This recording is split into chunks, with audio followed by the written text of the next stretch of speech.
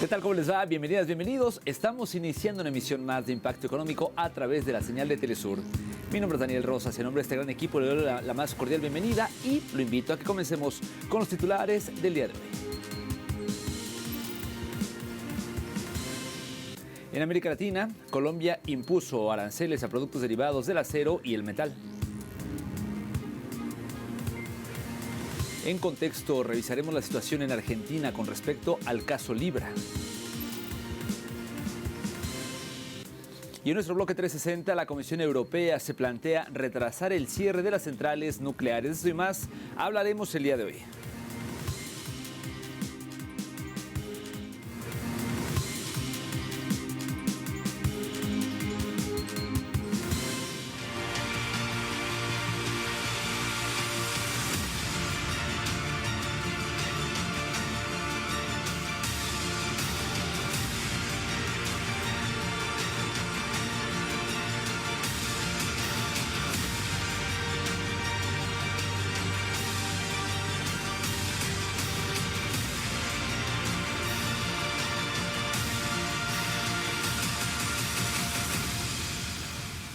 Momento de iniciar con el detalle de la información. Como le adelantaba, el gobierno de Colombia, a través de un decreto divulgado, impuso un arancel del 35% a 14 productos derivados del acero y el metal provenientes de países con los cuales no tiene tratado de libre comercio. ¿Les suena? Bueno, la normativa que entrará en vigor el 1 de abril abarca bienes como barras, clavos, grapas y alambre de púas, así como otros metales que procederían de mercados de Asia y Europa, entre los cuales se hallan China, Rusia, Turquía e India. Según la normativa, el sector siderúrgico y metalmecánico es estratégico para la economía nacional, ya que representa el 10% del Producto Interno Bruto Industrial, generando 45,000 empleos y recicla anualmente más de 1.200.000 toneladas de chatarra. Del mismo modo, se admitió que el sector siderúrgico enfrenta una crisis estructural por el aumento de importaciones a bajo costo provenientes de economías con alta capacidad productiva. El análisis, que abarca entre 2022 y 2025, reveló que en ciertas subpartidas los productos de países sin acuerdo comercial acaparan entre el 80% y el 90% del total importado, desplazando así a la industria local.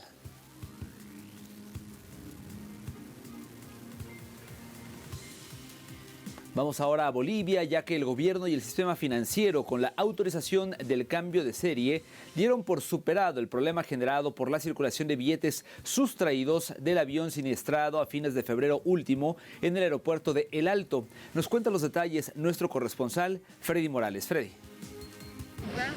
Hay sectores de la población que aún tiene problemas por la susceptibilidad con los billetes de la serie B, de la que una parte fue sustraída del avión siniestrado el pasado 27 de febrero en el aeropuerto de la ciudad del Alto.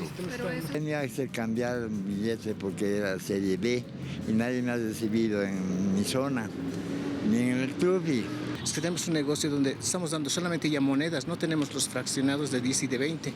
Y los que he cambiado yo sí tenía 270 y me han cambiado de la serie B antigua, no la del avionazo, a la serie A. Que pensaba que la serie B era legalmente, entonces cuando quise comprar, entonces no me han rechazado porque es serie B, diciendo que es por accidente. Inicialmente se anunció que los billetes del avión siniestrado no eran legales porque no terminó su proceso de habilitación. Luego se dijo que son legales, pero al haber sido sustraídos no debían circular. Luego se inhabilitó la circulación de toda la serie y horas después se habilitó la circulación de toda la serie con excepción de los sustraídos. Los billetes 10, 20, 50 de la serie B que han estado en el siniestro, esos sí están invalidados de por vida porque además están plenamente identificados. Esta lista de billetes del siniestro ha sido actualizada porque ya hemos ido recuperando gran parte. La Asociación de Bancos Privados, ASOBAN, se sumó a la validación de los billetes de la serie B y a minimizar el impacto de los billetes sustraídos. Existe una porción pequeña de billetes serie B, objeto del siniestro aéreo. Sin embargo, la gran mayoría de esta serie B pues son billetes legalmente habilitados para su circulación. Y se anunció que de manera definitiva no se dará curso a la sugerencia de habilitar todos los billetes de la serie B o anular toda la serie, para evitar problemas a los usuarios de esa moneda. legalizar lo ilegal daría una señal muy mala, no solamente desde el marco normativo que rige a cualquier autoridad que hoy día está en funciones, sino también hacia afuera. ¿Qué clase de país seríamos nosotros que ante cualquier evento de esta clase pues decidimos legalizar aquello que ha sido obtenido de manera ilegal? Eso no es viable. Segundo, cualquier otro tipo de solución operativa, han visto ustedes, tomaría demasiado tiempo y alargaría este problema. El cierre oficial del tema se acompaña de la instrucción al sistema financiero para que a partir de esta semana se cambien todos los billetes de la serie B por billetes de la serie A, si los usuarios lo solicitan. A fines de febrero, un avión militar Hércules, que transportaba billetes nuevos de la serie B, se accidentó y dio lugar a que algunas personas sustraigan ese dinero, por lo que hay 40 personas detenidas acusadas de robo. Una buena cantidad de billetes fue quemada. Freddy Morales, Telesur, Bolivia. Le cuento ahora que la producción industrial manufacturera uruguaya cayó un 1,5% en enero de 2026 respecto a igual mes del año anterior. Según el índice de volumen físico de la industria manufacturera publicado por el Instituto Nacional de Estadística, el impacto más severo se registra en el empleo industrial, el cual retrocedió un 3,1% tras el cierre de empresas extranjeras como la japonesa de autopartes Yasaki. De este modo, el dato confirma la tendencia de estancamiento industrial que se viene registrando desde la segunda mitad de 2025. Como consecuencia, este escenario incrementa la presión sobre el gobierno ante el aumento de trabajadores en seguro de paro. Asimismo, el índice de personal ocupado se redujo 3,1% en enero frente al mismo mes de 2025, liderado por el sector automotriz que desplomó su plantilla un 47,8%. Estos datos indican que el promedio móvil de 12 meses, el empleo industrial acumula una caída de 2,1% con el sector automotriz nuevamente liderando con descensos de 45,1%.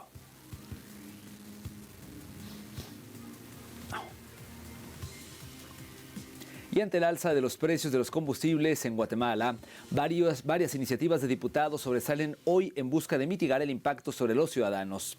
La diputada Nadia de León propuso suspender por 2 meses el impuesto a la distribución y derivados del petróleo, en el cual los importadores, refinadores, almacenadores, distribuidores y comercializadores de combustibles no estarán obligados a pagarlo ni trasladarlo al consumidor final. Por su parte, el presidente de la Comisión de Finanzas Públicas y Moneda del Congreso, me refiero a Julio Héctor Estrada, planteó crear un fondo de compensación y estabilización de precios para la gasolina regular y el diésel. Sin embargo, expertos como el director ejecutivo del Instituto Centroamericano de Estudios Fiscales, Ricardo Barrientos, advierten que estas propuestas podrían responder a protagonismo político más que a un beneficio real, mencionando así que la única salida es un incremento de impuestos.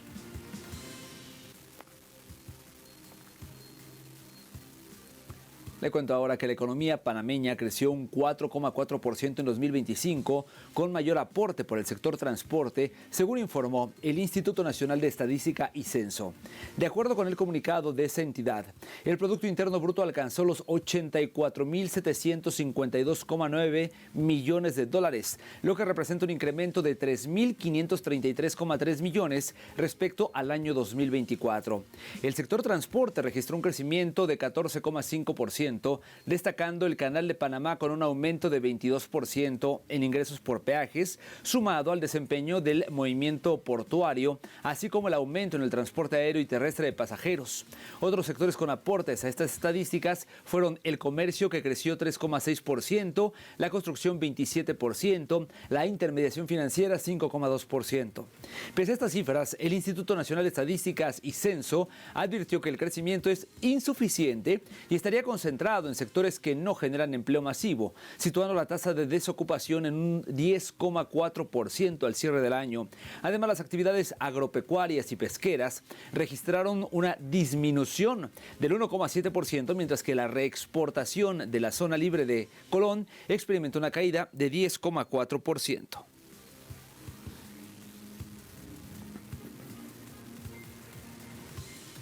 Seguimos pendientes de Cuba y ahora le informo que la empresa eléctrica de La Habana informó sobre avances significativos en la recuperación del servicio eléctrico en La Habana, en donde, como usted sabe, más de 475,000 personas o clientes ya cuentan con suministro, superando ya el 55% de la cobertura. Este proceso forma parte de la estabilización del sistema electroenergético nacional en Cuba tras la restitución progresiva de redes y circuitos. Autoridades señalaron que han sido recuperadas subestaciones, circuitos de distribución y servicios esenciales, incluyendo hospitales y sistemas de abastecimiento de agua. Asimismo, la Unión Eléctrica de Cuba confirmó la sincronización de unidades generadoras y la interconexión del sistema desde Occidente hasta Oriente. Aunque el proceso continúa de manera gradual, se destaca la prioridad en garantizar energía a sectores estratégicos mientras avanzan las labores de estabilización.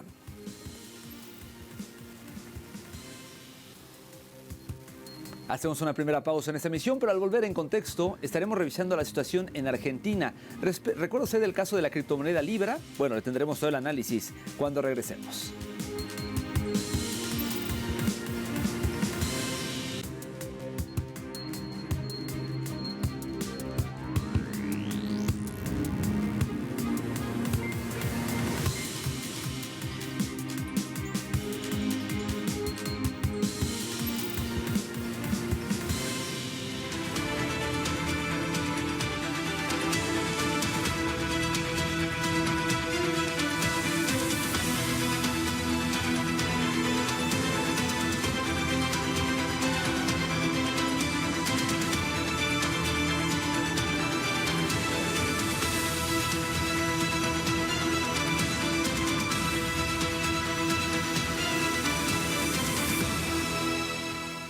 La investigación judicial en Argentina sobre el caso de la criptomoneda Libra suma nuevos elementos que colocan bajo presión al presidente Javier Milei. Veamos la información en el siguiente material. Un peritaje al teléfono del empresario Mauricio Novelli reveló un documento que aludiría a un supuesto acuerdo por $5 millones vinculados a la promoción del activo digital. Según el material, analizado por la justicia, el esquema contemplaba pagos escalonados asociados a la difusión del proyecto en redes sociales y a un eventual contrato de asesoría tecnológica. El archivo redactado días antes del lanzamiento del token coincide con el momento en el que el mandatario realizó publicaciones que impulsaron el valor de la criptomoneda, seguido de un colapso que dejó pérdidas a numerosos inversores. Las pesquisas también incluyen registros de llamadas y mensajes que evidenciarían contactos entre el entorno presidencial y los impulsores del proyecto, entre ellos el empresario Hayden Davis. Estas comunicaciones buscan esclarecer el nivel de participación y responsabilidad en una operación que ha generado fuertes cuestionamientos políticos y sociales. Está absolutamente probado con claridad. El lanzamiento y la promoción de Libra no fue para nada improvisado ni accidental por parte del presidente. Fue una operación planificada, coordinada y ejecutada con premeditación. El presidente intentó instalar la idea de que todo había sido un error, un episodio aislado y que él no estaba pormenorizado en lo que estaba sucediendo ese 14 de febrero. Sin embargo, la realidad ha superado la ficción y las mentiras que el propio presidente intentó instalar hoy están más que evidentes y no puede desligarse. En paralelo surgieron borradores de posibles mensajes públicos destinados a contener el impacto del escándalo, lo que refuerza la hipótesis de una estrategia comunicacional coordinada. Diversos sectores han exigido transparencia y una investigación a fondo, mientras el caso abre un debate sobre la regulación de criptoactivos y la relación entre el poder político y plataformas digitales en la región. Y es que este caso de la criptomoneda Libra en Argentina suma nuevos elementos tras el peritaje al celular del empresario Mauricio Novelli, que reveló múltiples comunicaciones con el presidente Javier Milei en los minutos previos al lanzamiento del activo digital. Según la investigación, se registraron al menos 5 llamadas antes de la publicación que impulsó el valor del token, seguida de un abrupto desplome. El análisis también identificó contactos con Karina Milei y el asesor Santiago Caputo, así como documentos que apuntan a un presunto acuerdo millonario vinculado a la promoción del proyecto. La causa, que permanece en etapa investigativa, busca determinar responsabilidades en un episodio que generó pérdidas económicas y reavivó el debate sobre la regulación de los criptoactivos y la transparencia en la gestión pública. Requerir que Javier Milei y Karina Milei den las explicaciones que tienen que dar, y es por eso que vamos a presentar un proyecto de resolución por escrito al Poder Ejecutivo Nacional para que todos los funcionarios involucrados en las relevaciones periodísticas recientes, tanto Javier Milei, Karina Milei, Santiago Caputo y Demián Reidel, expliquen cuál fue el contenido de sus conversaciones telefónicas con Mauricio Novelli. Veamos cómo fue en continuidad con el balance realizado al cumplirse un año del estallido financiero vinculado al token Libra. Vamos a revisar más en el siguiente material. El 14 de febrero de 2025, un mensaje publicado desde la cuenta oficial del mandatario en la red X desató una operación especulativa del alcance global que terminó configurando, según múltiples denuncias, una maniobra de rug pull con más de 44.000 afectados. La criptomoneda fue presentada como una herramienta para dinamizar inversiones tecnológicas y proyectos de inteligencia artificial en Argentina. El respaldo simbólico de la figura presidencial impulsó una compra masiva que elevó el precio en cuestión de minutos. Sin embargo, tras alcanzar su punto máximo, los principales tenedores liquidaron sus posiciones, provocando un desplome superior al 85% y pérdidas millonarias en distintos países. La causa judicial quedó en manos de la jueza María Cerveni, con la intervención del fiscal Eduardo Tayano, quienes investigan presunta estafa y asociación ilícita. Entre los señalados figuran el empresario Mauricio Novelli y el estadounidense Hayden Davis, presuntamente vinculados al diseño y ejecución del proyecto, mientras el Ejecutivo insiste en que se trató de una iniciativa privada sin participación estatal. En Estados Unidos avanza una demanda colectiva en el Distrito Sur de Nueva York. A más de 12 meses del episodio, el escándalo Libra continúa siendo un punto crítico que interpela la responsabilidad pública en la promoción de activos digitales de alto riesgo. Vamos a hacer una segunda pausa y al volver en nuestro bloque 360, la Comisión Europea está planteando retrasar el cierre de las centrales nucleares. ¿Por qué? Se lo cuento cuando regresemos.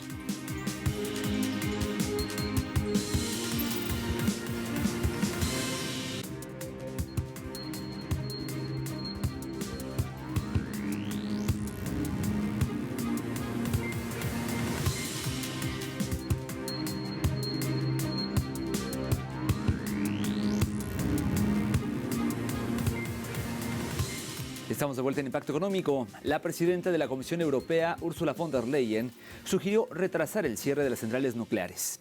En una carta abierta a los mandatarios comunitarios previa a la cumbre de jefes de Estado y de Gobierno, von der Leyen indicó que evitar la jubilación prematura de activos que pueden proporcionar electricidad fiable, de bajo coste y con bajas emisiones podría desempeñar un papel fundamental en el combate contra los precios de la energía. La presidenta destacó que el impacto del conflicto en Asia Occidental cada vez mayor en el continente europeo, resaltando que en solo 3 semanas el continente ha gastado 6.000 millones de euros más en importaciones de combustibles fósiles. Asimismo, hizo un llamado a los países europeos a tomar medidas temporales y específicas para no retrasar descarbonización del sistema energético, dando como ejemplos la prórroga de la vida útil de las centrales nucleares o de contratos de compra de electricidad de larga duración.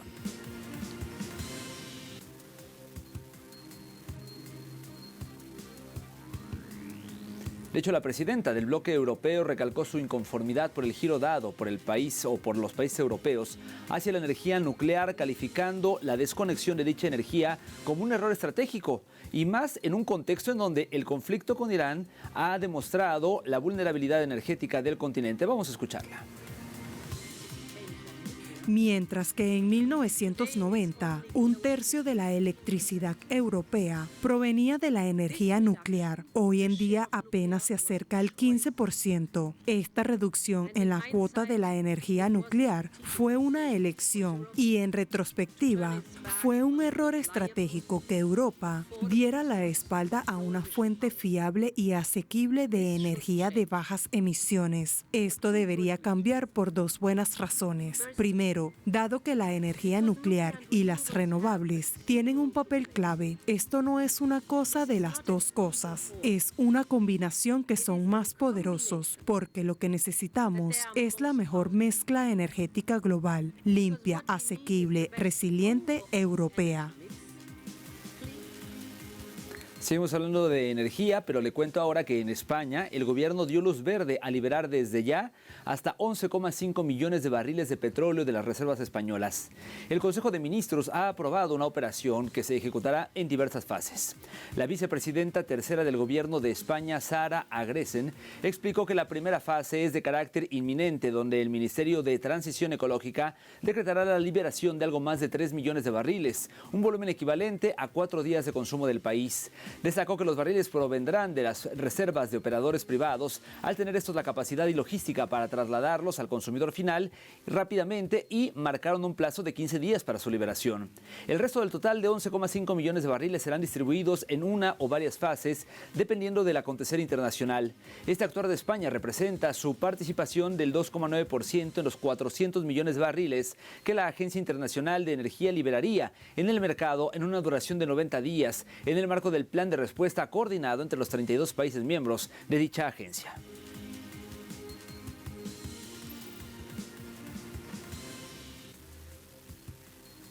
Le platico ahora que el índice de confianza del consumidor de Reino Unido cayó un 44,1% en marzo.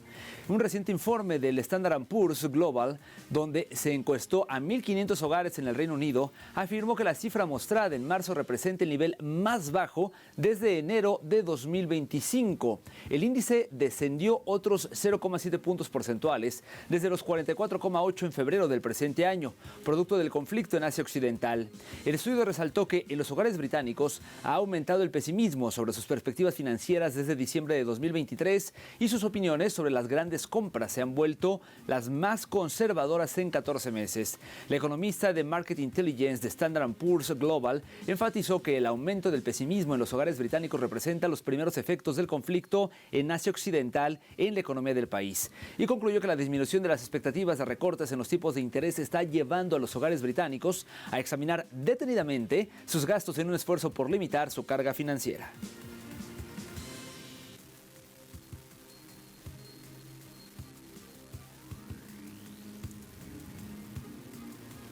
Le platico que Kazajistán comenzará a producir alrededor de 10 nuevos productos industriales en 2026.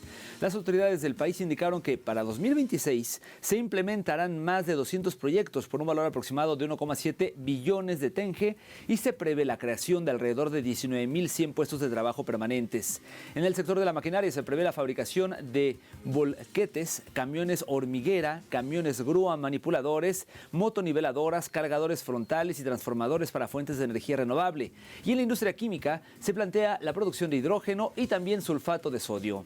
Esta orientación del gobierno responde a la visión del presidente de Kazajistán, Kassym-Jomart Tokayev, que definió el rumbo hacia el desarrollo de la industria manufacturera y la producción de productos de mayor valor agregado, con su posterior exportación.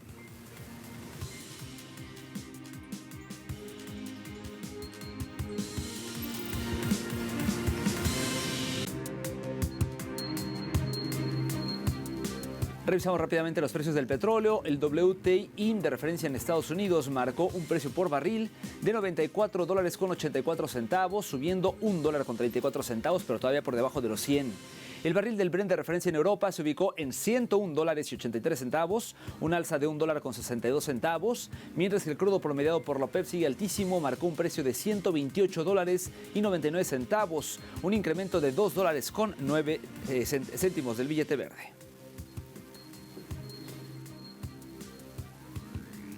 Llegamos así al final de esta emisión. Gracias como siempre por habernos acompañado. Recuerde que para más puede consultar nuestro portal de internet telesurtv.net. Le invito a estar en contacto. Por lo pronto me despido. Nos vemos pronto con más. Es Impacto Económico a través de la señal de Telesur.